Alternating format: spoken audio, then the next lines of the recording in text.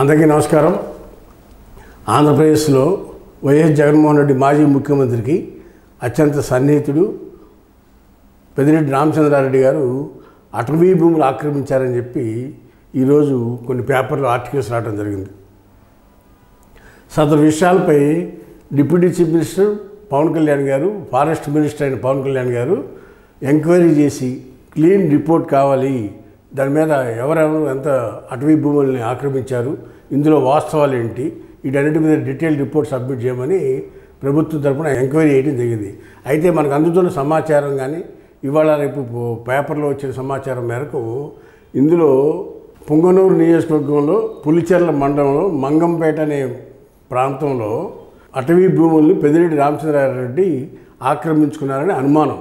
అయితే అక్కడ కారణం ఏంటంటే ఎఫ్ఎంబీబీలో 24 ఎకరాలు ఉండి రిజిస్ట్రేషన్లో 45 ఎకరాలు చేయించుకుని మళ్ళీ అడంగల్లో 75 ఎకరాల పైచిలకు ఇలా ఉండేటప్పటికి అనుమానాలు వస్తాయి.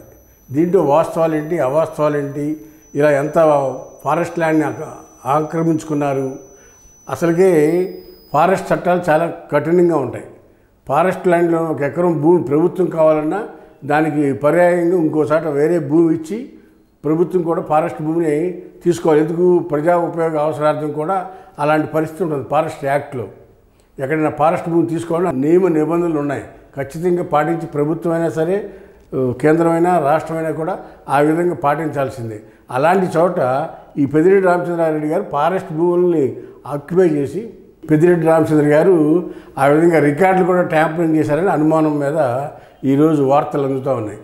దీని మీద గవర్నమెంటు చాలా సీరియస్గా, అంటే గవర్నమెంట్ అంటే పవన్ కళ్యాణ్ గారు మినిస్టర్ ఆఫ్ ఫారెస్ట్, ఆయన చాలా సీరియస్గా ఎంక్వైరీ చేయమని కలెక్టర్ గారికి ఆర్డర్స్ ఇవ్వడం జరిగింది.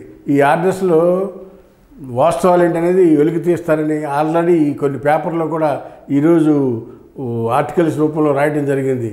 వేచి చూద్దాం త్వరలో ఏం జరుగుద్దో, ఎంత ఫారెస్ట్ భూమి తిన్నారా, ఎంత మైనింగ్ అక్రమంగా చేశారనే దాని మీద రోజు రోజు ప్రభుత్వంలో ఈ వార్తలు అందుతూనే ఉన్నాయి. ఒకసారి మైనింగ్ అన్నారు, ఒకసారి ఫారెస్ట్ భూములు అన్నారు.